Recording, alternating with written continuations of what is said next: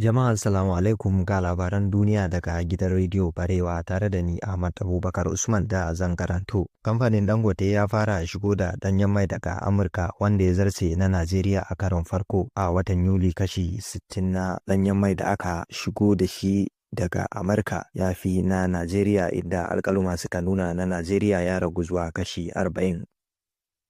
Rundunar sojin Najeriya ta ceto mutane 7 da aka sace a jihar Taraba. Waɗanda aka ceton sun haɗa da mata da yara, kuma an kai su asibiti domin duba lafiyarsu kamin mika su ga iyalansu.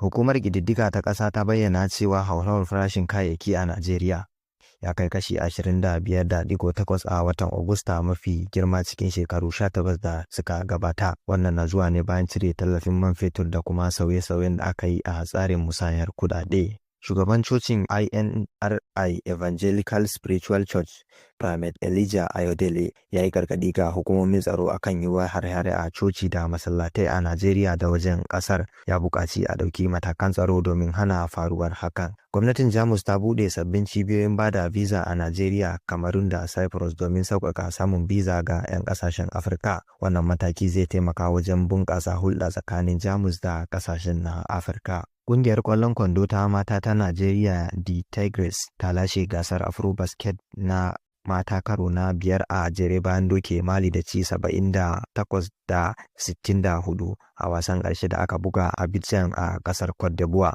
Wannan nasara ta sa Najeriya ta zama ƙasa ta farko da ta lashe wannan gasa sau 2 a jere a gasar da ake fafatawa na matan.